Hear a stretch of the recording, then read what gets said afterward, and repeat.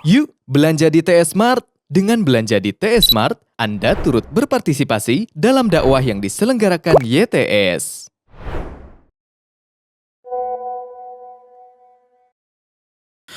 Innal hamdalillah nahmaduhu wa nasta'inuhu wa nastaghfiruh wa na'udzu billahi min shururi anfusina wa min sayyiati a'malina. Man yahdihillahu fala mudhillalah wa man yudlil fala hadiyalah. Ashhadu an la ilaha illallah wahdahu la syarikalah wa ashhadu anna Muhammadan abduhu wa rasuluhu sallallahu alaihi wa ala alihi wa ashabihi wa man tabi'ahum bi ihsanin ila yaumiddin. Amma ba'd. Kita lanjutkan kembali kajian sahur kita pada hari ini. Kita masih dalam pembahasan hadis-hadis pada kitab puasa dari matan Umdatul Ahkam min kalami khairil anam. Kita akan bacakan hadis-hadis seputar berkaitan dengan puasa dan kita akan bacakan sebagian faedah-faedah terpenting dari hadis yang dijelaskan dalam kitab Tanbihul Afham Syarhu Umdatil Ahkam yang ditulis oleh Syekh Muhammad bin Shalih Al-Utsaimin rahimahullah. Pada pertemuan yang lalu kita sudah sampai di hadis yang ketiga. Nah, kita lanjutkan sekarang pada hadis yang keempat. Qala al-muallif rahimahullah al-hadithur rabi' an Anas bin Malik an Zaid bin Thabit radhiyallahu anhuma qala tasahharna ma'a Rasulillahi sallallahu alaihi wasallam thumma qama ila as-salati qala Anas qultu li Zaidin kam bainal adhani was sahur qala qadru 50 ayatan. Berkata penulis Al-Imam Abdul Ghani Al-Maqdisi rahimahullah, hadis yang keempat dari Anas bin Malik dari Zaid bin Thabit radhiyallahu anhuma, dia berkata, kami makan sahur bersama Rasulullah sallallahu alaihi wasallam, kemudian beliau berdiri untuk salat. Anas berkata, saya mengatakan kepada Zaid, berapa lama waktu antara azan dan sahur?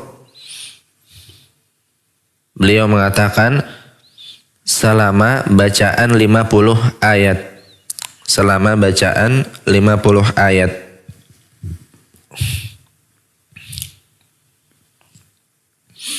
Di antara faedah-faedah terpenting dari hadis ini yang disebutkan oleh Syekh Al-Utsaimin rahimahullah dalam syarahnya, faedah yang pertama adalah disyariatkannya sahur dan mengakhirkannya. Disyariatkannya sahur, makan sahur dan mengakhirkan makan sahur tersebut. Nah, kemudian faedah yang kedua, bahwasanya antara sahur Nabi sallallahu alaihi wasallam dan salat subuh adalah selama banyaknya bacaan 50 ayat. Nah, selama banyaknya bacaan 50 ayat. Dan kita katakan ini adalah waktu antara sahurnya Nabi sallallahu alaihi wasallam dan didirikannya salat subuh. Nah, karena lafaz azan dalam hadis yang kita sebutkan, nah, tadi kita katakan Zaid radhiyallahu anhu mengatakan, Anas radhiyallahu anhu mengatakan, kam bainal adhani was sahur. Nah, berapa lama antara azan dan sahur. Yang dimaksud dengan azan di sini bukanlah awal masuknya subuh. Akan tetapi yang dimaksud dengan al-adzan di sini adalah al-iqamah. Nah, yang dimaksud dengan adzan di sini adalah al-iqamah, karena al-iqamah juga disebut dengan adzan. Nah, karena iqamah ini adalah pemberitahuan didirikannya salat. Dan kita bawakan makna adzan ini kepada makna iqamah karena telah tetap pada riwayat lain di Sahih Bukhari yang ana bacakan, annahu qila li Anas kam kana baina faraghihima min sahurihima wa dukhulihima fi sholati, qala qadru ma yaqra'u ar-rajulu 50 ayatan. Nah, dalam Sahih Bukhari disebutkan bahwasanya dikatakan kepada Anas berapa lama antara selesainya mereka dari sahur dan masuknya kepada salat. Nah, dan masuknya kepada salat. Dia mengatakan sebanyak kadar bacaan seseorang 50 ayat. Nah, dan di sini disebutkan bahwasanya antara selesainya sahur dan masuknya kepada shalah, dan masuk kepada shalah ini ditandakan dengan al-iqamah, dengan iqamat. Kemudian Asy-Syaikh Al-Utsaimin rahimahullah mengatakan bahwasanya beliau telah mencoba bacaan 50 ayat ini dan mendapati bahwasanya lama bacaan 50 ayat ini ialah sampai 6 menit, sampai kurang lebih 6 menit. Sampai kurang lebih 6 menit. Dan ini tentunya bukanlah pembatasan, artinya perkiraan. Ini adalah perkiraan lama bacaannya 50 ayat seseorang. Asy-Syaikh Al-Utsaimin rahimahullah telah mencobanya dan sampai pada sekitar 6 menit.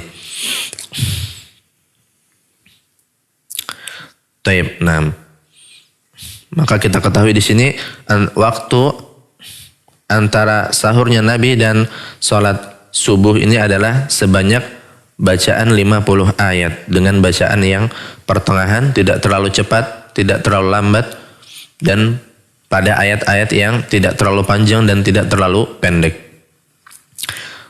Kemudian kita berlanjut kepada faedah yang berikutnya dari hadis ini, ialah bersemangatnya para sahabat untuk berkumpul bersama Nabi SAW untuk belajar dari beliau. Bersemangatnya para sahabat untuk berkumpul bersama Nabi SAW untuk belajar dari Nabi. Sebagaimana disebutkan dalam hadis bahwasanya di sini Nabi SAW bersaur bersama sahabat beliau. Kemudian faedah berikutnya adalah kemuliaan Nabi SAW dan tawadhu'nya beliau. Kemuliaan Nabi SAW dan tawadhu'nya beliau. Karena beliau di sini adalah pemimpin negara di sini. Bahkan beliau adalah utusan Allah. Akan tetapi beliau dengan tawadhu'nya makan sahur bersama sahabat-sahabatnya. Kemudian kita lanjutkan faedah berikutnya dari hadis ini adalah disyariatkannya bersegera kepada salat subuh. Disyariatkannya bersegera untuk salat subuh. Kita katakan tadi bahwasanya lamanya antara selesainya Nabi SAW dari sahurnya kepada didirikannya salat adalah sebanyak bacaan 50 ayat, dan sudah dicoba dan dikatakan kurang lebih 6 menit. Ini adalah jarak antara sahur dan iqamah. 6 menit. Maka jarak antara selesainya sahur, jarak antara azan dan iqamah, jarak antara azan masuknya waktu subuh dan iqamah ini tentunya lebih pendek. Maka dari sini kita ambil faedah dari hadis ini bahwasanya disyariatkan untuk bersegera untuk mendirikan sholat subuh setelah azan. Nah, kita berlanjut kepada hadis berikutnya, al-haditsu al-khamis. Qala al-muallif rahimahullah an Aisyata wa ummi Salamata radhiyallahu anhuma anna nabiyya sallallahu alaihi wasallam kana yudrikuhul fajru wa huwa junubun min ahlihi thumma yaghtasilu wa yasumu. Hadis yang kelima dari Aisyah dan Ummu Salamah radhiyallahu anhuma, semoga Allah meridhai mereka berdua, bahwasanya Nabi sallallahu alaihi wasallam suatu saat mendapati fajar sedangkan beliau dalam keadaan junub karena menggauli istrinya. Kemudian beliau pun mandi dan tetap berpuasa. Nah, di antara hadis-hadis faedah-faedah hadis ini yang bisa kita sebutkan di sini sebagaimana dikatakan oleh Syekh Al-Utsaimin rahimahullah. Faedah yang pertama adalah sahnya puasa seorang yang junub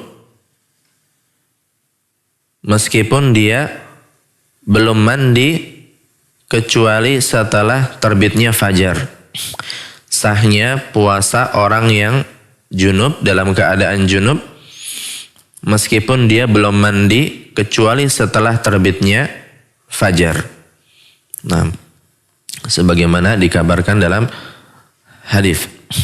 Kemudian faedah berikutnya adalah bahwasanya tidak wajib untuk bersegera mandi karena sebab junub. Tidak wajib untuk bersegera mandi karena sebab junub. Nah, artinya kita boleh menunda mandi, nah, meskipun kita dalam keadaan junub. Tidak wajib untuk segera mandi. Nah, saat kita mendapati keadaan junub. Kemudian faedah yang berikutnya adalah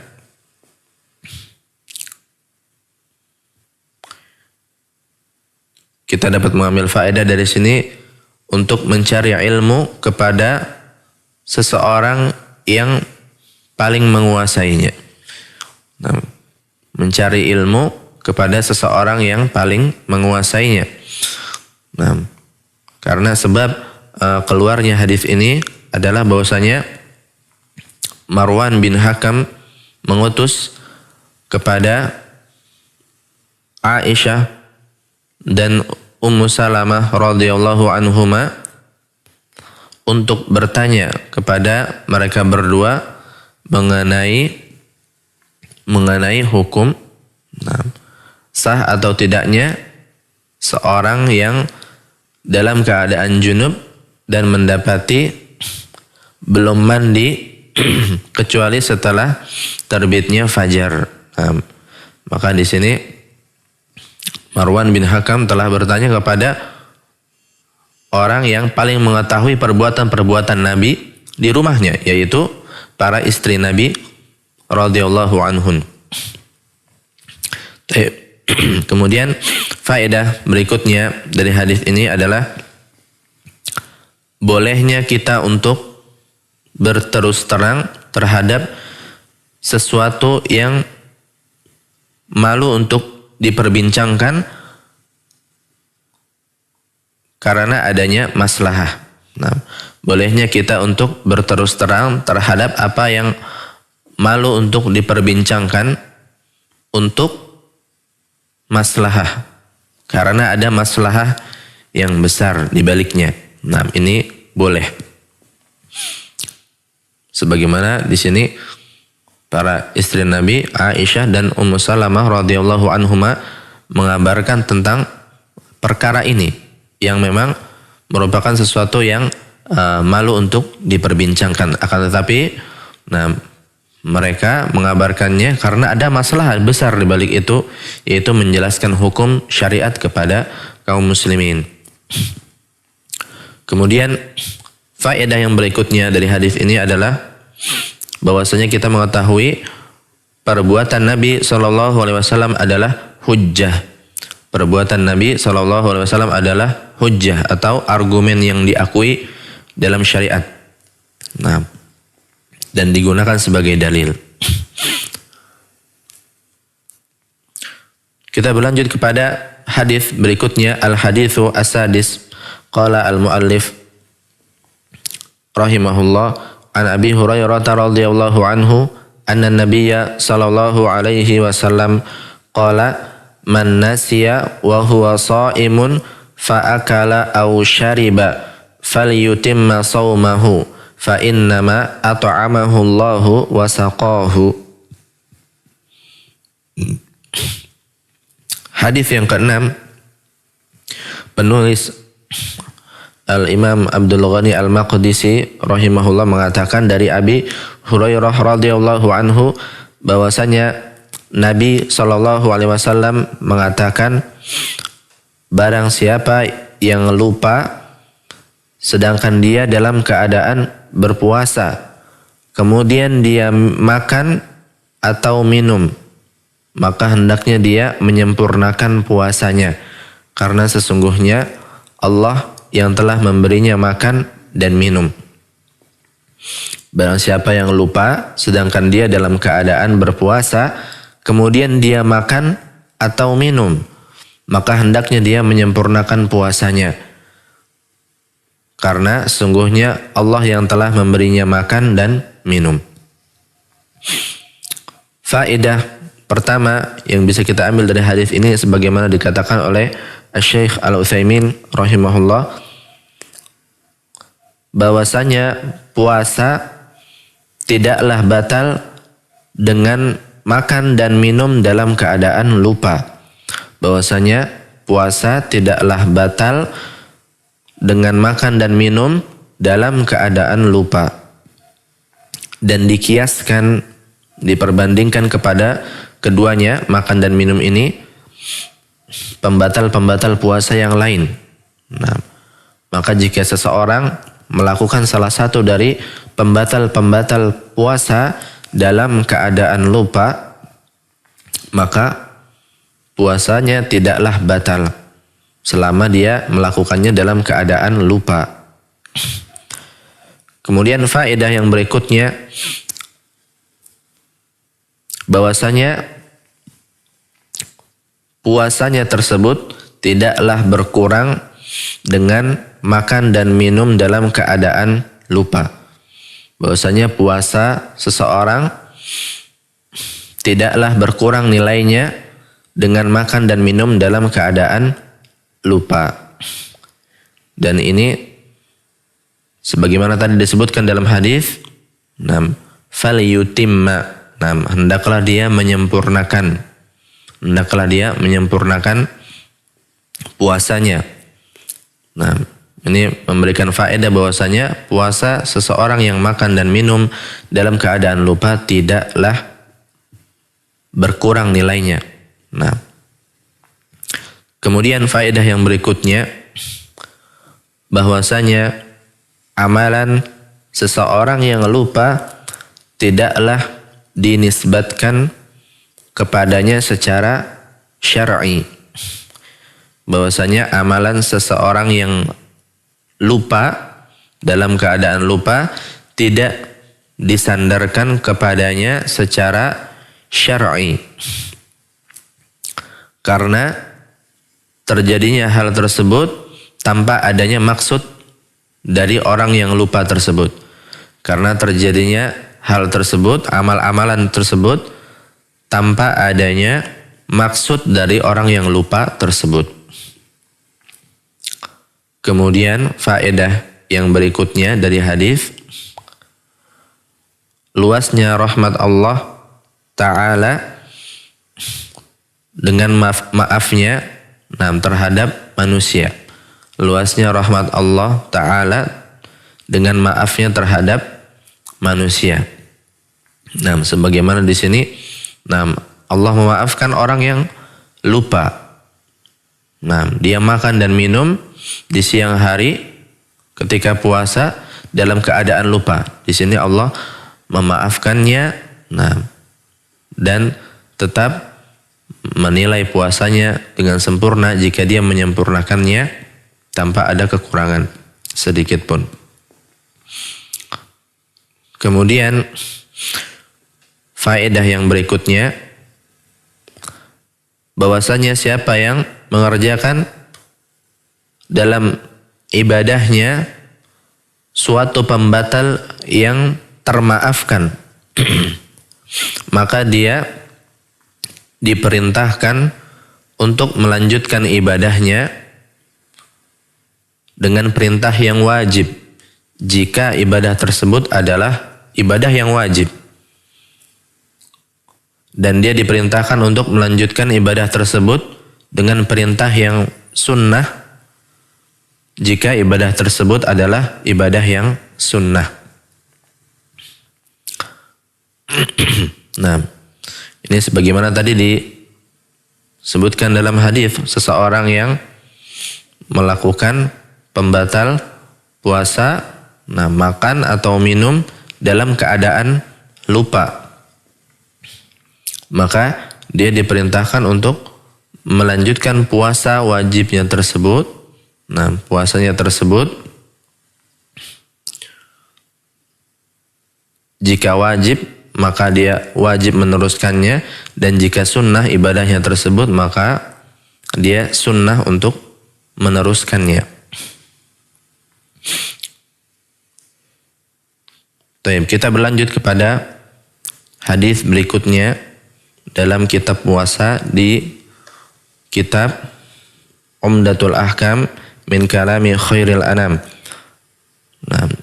Qala al-muallifu rahimahullah, al-haditsus sabi'u an Abi Hurairah radhiyallahu anhu qala bainama nahnu julusun 'inda an-nabi sallallahu alaihi wasallam idz ja'ahu rajulun faqala ya Rasulullah halaktu. Qala ma ahlakaka? Qala waqa'tu 'ala imra'ati wa ana sha'im. Wa fi riwayatin asabtu ahli fi ramadana. Faqala an-nabi sallallahu alaihi wasallam hal tajidu raqabatan tu'tiquha? Qala la. Qala fahal tastati'u an tasuma syahraini mutatabi'aini? Qala la. Qala fahal tajidu it'ama sittina miskinan? Qala la. Famakatha an-nabiyyu sallallahu alaihi wasallam. Fabaina nahnu ala dhalika idh utiya an-nabiyyu sallallahu alaihi wasallam bi'araqin fihi tamrun wal 'araqu al-miktal. Qala aina as-sa'ilu? Qala ana.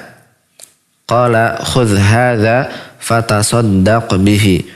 Faqala a'ala afqara minni ya Rasulullah, fa wallahi ma baina labataiha yuridul harrataini ahlu baitin afqaru min ahli baiti. Fadhahika Rasulullah sallallahu alaihi wasallam hatta badat anyabuhu thumma qala at'imhu ahlak. Yang artinya hadis yang ketujuh dari Abi Hurairah radhiyallahu anhu, dia mengatakan ketika kami sedang duduk bersama Nabi sallallahu alaihi wasallam, tiba-tiba datanglah seorang laki-laki. Kemudian dia mengatakan, wahai Rasulullah, aku telah celaka. Maka Nabi pun mengatakan, apa yang mencelakakanmu? laki-laki itu mengatakan, saya telah menggauli istri saya sedangkan saya dalam keadaan berpuasa. Dan dalam sebuah riwayat, saya telah menggauli istri saya di bulan Ramadan. Maka berkata Nabi SAW, apakah engkau mendapatkan seorang budak, bisa mendapatkan seorang budak yang akan kamu bebaskan? Kemudian laki-laki itu menjawab, tidak. Kemudian Nabi mengatakan, apakah kamu mampu untuk berpuasa selama 2 bulan berturut-turut? Kemudian laki-laki itu mengatakan tidak. Kemudian Nabi mengatakan, apakah kamu dapat mendapatkan makanan untuk 60 orang miskin? Apakah kamu dapat mendapatkan makanan untuk dibagikan kepada 60 orang miskin? Laki-laki itu mengatakan tidak. Lantas Nabi pun SAW terdiam, dan ketika kami dalam keadaan seperti itu, tiba-tiba datanglah seseorang kepada Nabi SAW menyerahkan 1 keranjang kurma. Dan keranjang tersebut adalah keranjang yang terbuat dari daun kurma. Kemudian Nabi pun mengatakan, di mana orang yang bertanya tadi? Di mana orang yang bertanya tadi? Kemudian laki-laki itu mengatakan, ana, saya. Nabi pun mengatakan, ambillah ini dan bersedekahlah dengannya. Ambillah ini dan bersedekahlah dengannya. Kemudian laki-laki itu mengatakan, apakah untuk orang yang paling fakir di antara kami, wahai Rasulullah? Demi Allah, tidak ada keluarga di antara 2 dataran hitam ini yang paling fakir daripada keluarga saya. Demi Allah, tidak ada keluarga di antara 2 daratan hitam ini yang paling fakir daripada keluarga saya. Maka Rasulullah SAW tersenyum sampai terlihat gigi taringnya. Sampai terlihat gigi-gigi taringnya. Kemudian beliau SAW mengatakan, beri makanlah keluargamu dengannya. Beri makanlah keluargamu dengannya. Di antara hadis-hadis, faedah-faedah hadis yang bisa kita ambil dari hadis ini, sebagaimana disebutkan oleh Asy-Syaikh Al-Utsaimin rahimahullah, yang pertama, besarnya dosa jima'nya seseorang yang berpuasa di siang hari Ramadan. Besarnya dosa jima'nya seseorang yang berpuasa di siang hari Ramadan. Kemudian faedah yang berikutnya, wajibnya kafarah yang paling berat bagi seseorang yang berjima sedangkan dia dalam keadaan puasa pada siang hari Ramadan. Besarnya kafarah, wajibnya kafarah yang paling berat bagi seseorang yang berjima sedangkan dia dalam keadaan berpuasa pada siang hari Ramadan. Kemudian faedah yang berikutnya dari hadis, bahwasanya kafarah atau penebus dosa tersebut, yaitu jima di siang hari bulan Ramadan, kafarah atau penebusnya adalah sesuai urutan yang pertama. memerdekakan budak. Nah, yang pertama adalah memerdekakan budak. Jika seseorang mampu, maka wajib untuk bagi dia kafarohnya memerdekakan budak, baik dia laki-laki ataupun perempuan. Kemudian jika dia tidak mampu, yang kedua, maka kafarohnya adalah berpuasa selama 2 bulan berturut-turut tanpa ada jeda. Berpuasa selama 2 bulan berturut-turut tanpa ada jeda. Kemudian jika dia tidak mampu lagi, nah, dalam perkiraan dia tidak akan mampu untuk hal seperti ini, maka yang ketiga, jika dia tidak mampu untuk berpuasa 2 bulan berturut-turut, maka kafarohnya adalah memberikan makan 60 orang miskin. Memberikan makan 60 orang miskin. Nah, kemudian faedah yang berikutnya, bahwasanya kafaroh tidaklah jatuh atau batal karena ketidakmampuan untuk membayar kafaroh tersebut.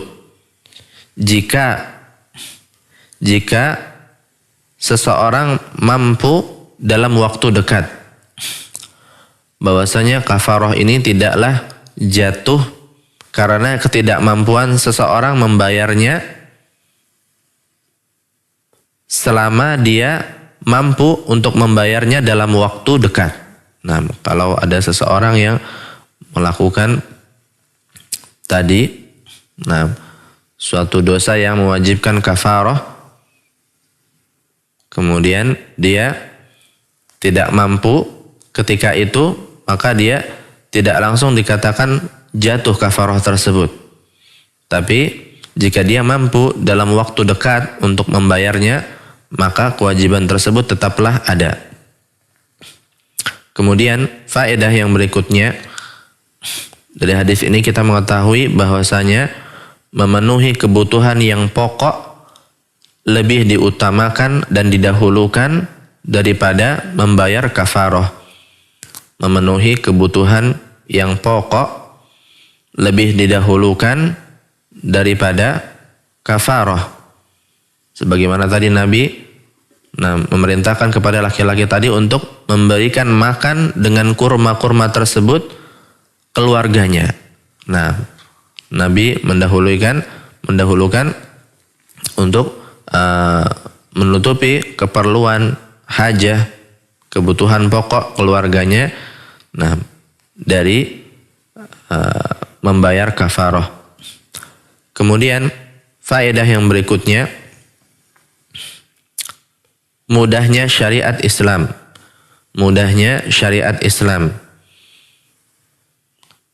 Karena syariat Islam memperhatikan keadaan orang yang dibebani taklif, orang yang diberikan perintah dan larangan, dan tidak mengharuskan sesuatu yang tidak seseorang mampu. Mudahnya syariat Islam karena memperhatikan keadaan orang yang dibebani taklif, orang yang diberikan perintah dan larangan, dan tidak mengharuskannya untuk sesuatu yang tidak dia mampu. Nah, dan ini tentunya termasuk kemudahan syariat Islam dan rahmah dari pembuatnya. Kemudian faedah yang berikutnya, bahwasanya tidak diperlakukan dengan kasar seseorang yang berdosa dengan sebuah dosa, kemudian dia datang dalam keadaan bertaubat darinya.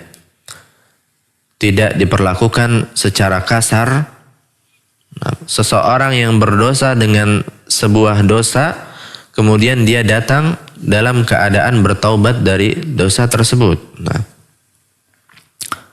sebagaimana halnya laki-laki tadi. Sahabat tersebut telah menggauli istrinya di siang hari bulan Ramadan. Kemudian dia datang kepada Nabi Shallallahu Alaihi Wasallam dalam keadaan takut mengakui perbuatannya dan ingin menebusnya. Dan Nabi SAW tidak memperlakukannya secara kasar. Nabi SAW tidak memperlakukannya secara kasar, menghardiknya dan lainnya. Karena dia datang dalam keadaan bertaubat, takut, ingin ditebus dosanya. Kemudian faedah yang berikutnya dari hadis ini, bolehnya bersumpah walaupun tidak diminta untuk bersumpah. Bolehnya untuk bersumpah walaupun tidak diminta untuk bersumpah. Sebagaimana tadi laki-laki tersebut bersumpah, walaupun tidak diminta oleh Nabi Shallallahu Alaihi Wasallam. Faedah berikutnya adalah bolehnya bersumpah terhadap sesuatu yang menurut perkiraannya benar, walaupun tidak sampai derajat yakin. Bolehnya bersumpah terhadap sesuatu yang menurut perkiraannya benar, walaupun tidak sampai pada derajat yakin. Sebagaimana tadi laki-laki tersebut bersumpah bahwasanya di antara dua dataran hitam ini tidak ada keluarga yang paling fakir selain keluarga dia. Dan tentunya ini adalah ghalabatul dzan, perkiraan yang besar, yang berat bagi dirinya. Karena sulit kalau kita katakan dia secara yakin mengatakan hal tersebut. Apakah dia sudah mengeceknya semuanya pada hari tersebut, bahwasanya tidak ada keluarga yang paling fakir kecuali keluarga dia. Ini adalah ghalabatul dzan, perkiraan yang dia kira lebih mendekati kebenaran, tidak sampai pada derajat yakin. Kemudian faedah yang berikutnya dari hadis ini, bolehnya seseorang menyifati dirinya dengan kefakiran yang sangat. Bolehnya seseorang menyifati dirinya dengan kefakiran yang sangat jika hal tersebut memang benar, jika dia memang jujur. Dan tidak bermaksud dengan hal tersebut marah atau tidak ridho kepada qadarullah. Dan tidak bermaksud dengan penyifatan terhadap dirinya tersebut marah atau tidak ridho terhadap takdir Allah. Kemudian faedah yang berikutnya, baiknya akhlak Nabi Sallallahu Alaihi Wasallam dan kelapangan dadanya. Nabi kita Sallallahu Alaihi Wasallam adalah memiliki akhlak yang baik, paling baik, dan hati yang paling lapang. Kita bisa lihat dari hadis ini. Seseorang berdosa, seorang yang berdosa tapi Nabi perlakukan dia dengan lemah lembut, tidak menghardiknya, dan diperlakukan dengan akhlak yang baik oleh Nabi SAW, bahkan mendapatkan kurma karena keadaannya tersebut, mendapatkan kurma untuk diberikan kepada keluarganya. Kemudian faedah yang berikutnya adalah bersemangatnya para sahabat untuk bermajlis bersama Nabi SAW untuk mendapatkan ilmu dan akhlak dari beliau, dan untuk dapat dekat dengan Nabi SAW. Sebagaimana tadi dalam hadis bahwasanya Nabi SAW sedang duduk-duduk bersama sahabatnya. Sahabatnya duduk-duduk bersama Nabi SAW.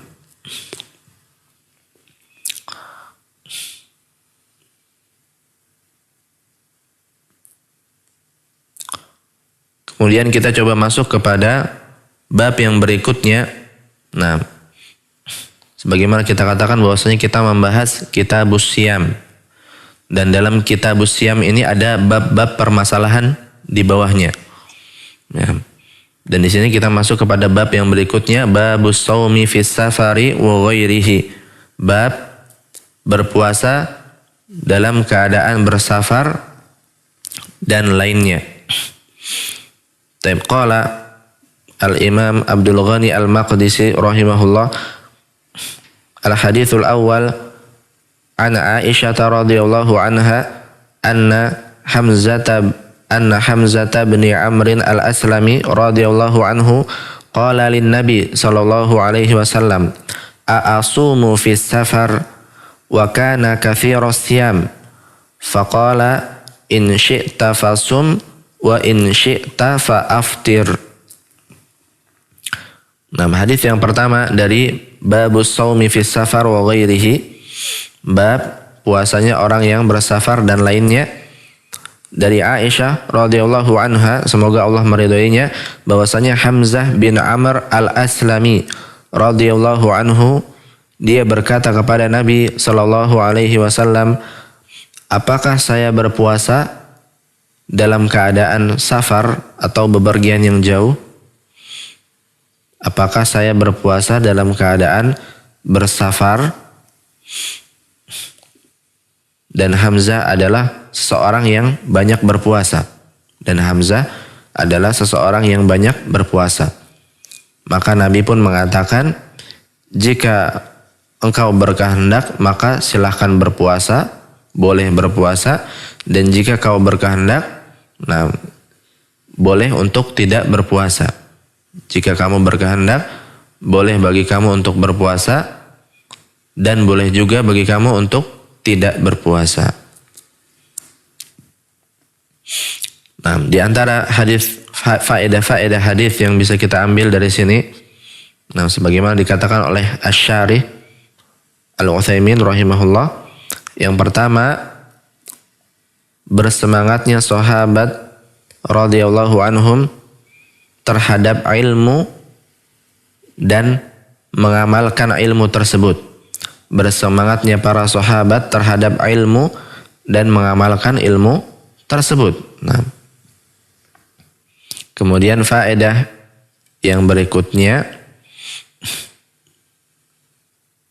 seorang musafir, seorang yang sedang dalam perjalanan, maka diberikan pilihan baginya untuk berpuasa ataupun tidak berpuasa. Seorang yang sedang dalam perjalanan safar diberikan pilihan baginya untuk tetap berpuasa atau tidak berpuasa.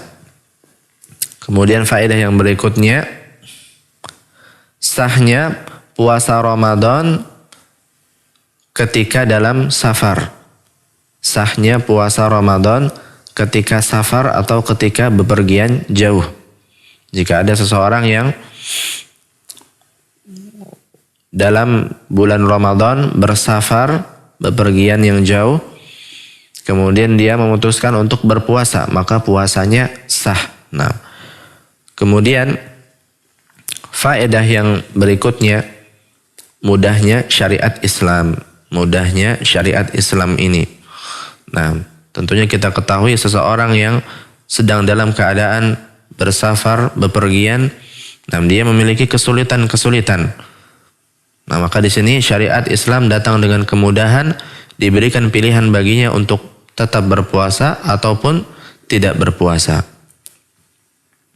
Kemudian faedah berikutnya dari hadis ini adalah penetapan kehendak bagi seseorang hamba.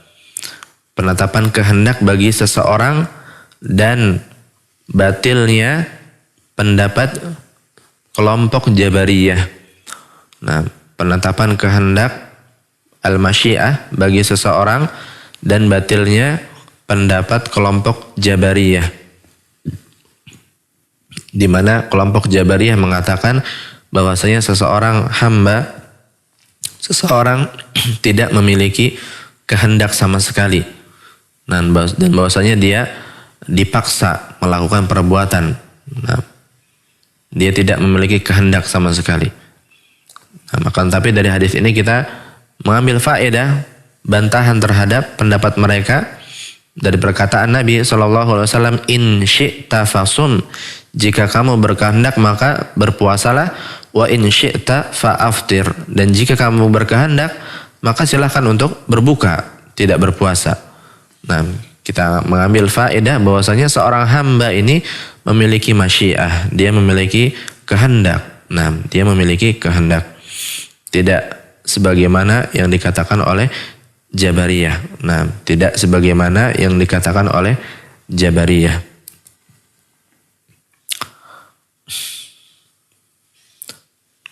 Taib, nah, karena keterbatasan waktu, barangkali ini yang bisa kita sampaikan pada pertemuan kita di dini hari ini.